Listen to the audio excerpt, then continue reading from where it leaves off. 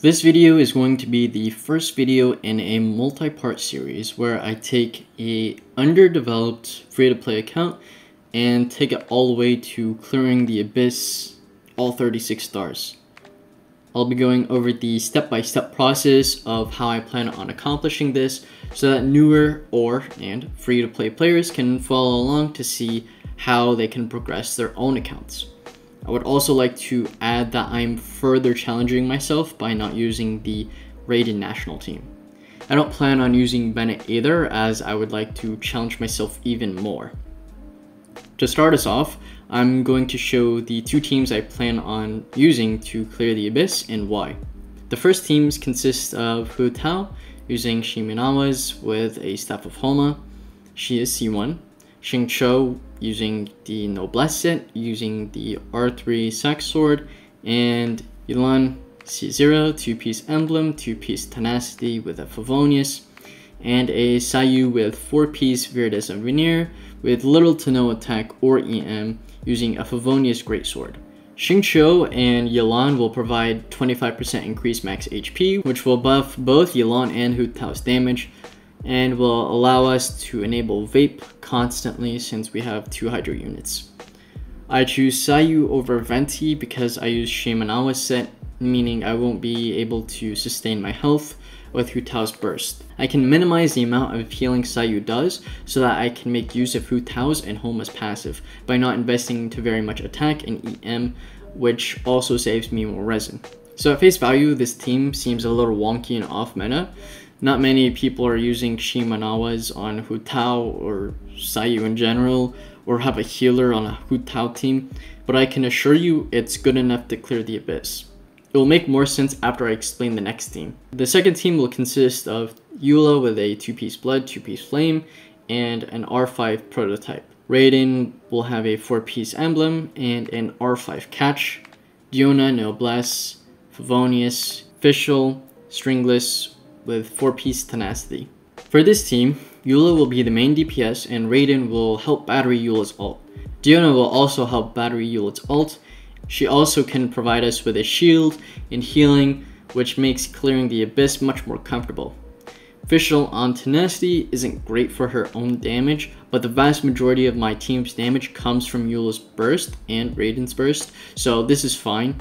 Fischl also synergizes well with Raiden and generates a lot of particles for the team. I have Cryo Resonance to help me crit more with Eula Burst, and Electro Resonance to help further battery the team. This team also has a very high energy cost, which is perfect because that is what Raiden is designed for. Diona simply needs a crit rate circlet and a few crit substats to proc Favonius often enough. For now, I am not using optimal artifacts to save resin, as again, this is an underdeveloped and free-to-play account. Using 2-piece Blood and 2-piece Pale for Eula instead of 4-piece Pale is not optimal, but good enough for now.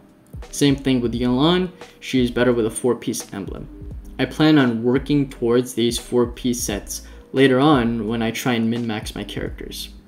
Right now, I just want to be able to enter floor 12 and get a feel for the teams. I can always get better and more optimized artifacts later after I finish investing in the most important stuff.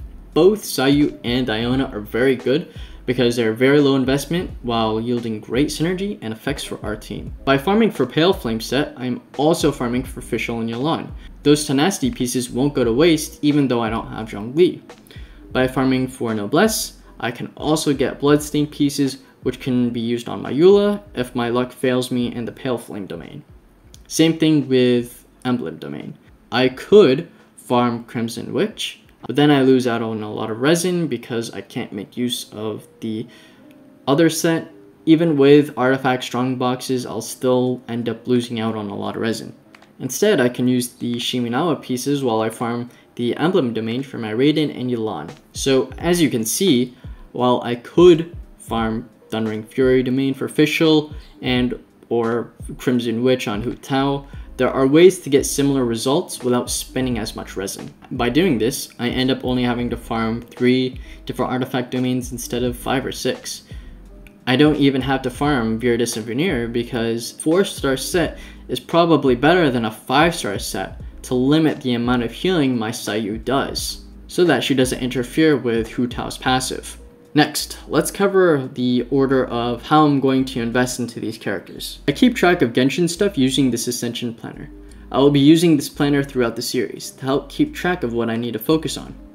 It's always best to focus on 1 to 2 characters at a time, otherwise you're going to spread yourself thin. I'm focusing on my Eula team first, and then I will work on my Eula team after all my characters for Eula are leveled up properly.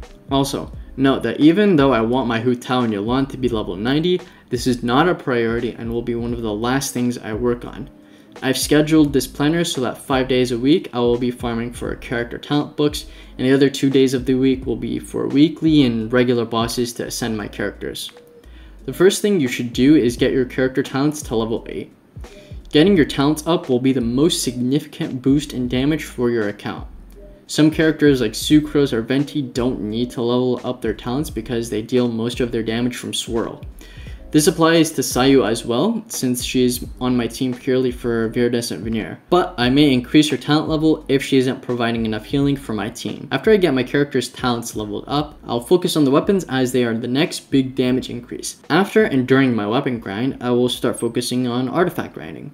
I will farm the artifact sets on the off days that I can't farm the weapon and character mats, or go and do the bosses. I'll first farm for Noblesse, as it's very easy to boost damage for Eula, Eula, and Raiden, then start farming the Emblem Domain because I'll be farming simultaneously for Eula and Raiden and Eula, which will increase their damage greatly.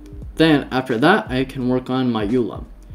Eula will most certainly be the biggest time sink since she is very dependent on stats, as she is a physical carry, especially since I don't have a very good weapon on her. To help showcase my progress at the very end of this video series, once I actually clear the Abyss, I'm going to share my stats and my character stuff in a separate video so that you have reference of the timeline of what I've been able to accomplish, what I've focused on, and how much I improved over that time. However, each month I'll also show what I've worked on specifically for whatever characters or weapons or what have you. This was simply just an introduction video that basically lays out the plan for how I plan to clear the Spiral Abyss. The following videos will be how I execute my plan and also any changes or difficulties that come up in the plan, and also a lot of tips and tricks that newer players, free-to-play players, and maybe even veteran players can use when progressing their account. I hope you were able to find this video interesting or helpful. Again, this is the first video in a multi-part monthly series that will end when I am able to 36-star the Abyss. You'll be able to see the journey and progression of how a veteran player tackles the problems a newer free-to-play account has when trying to clear the Abyss. I will be going step by step of how anyone can take their account and go from chump to champion. If you enjoyed this content, then consider subscribing and liking, and if you have any questions or comments, then please leave them down in the comment section below. Anyways, take care, see you guys in a month.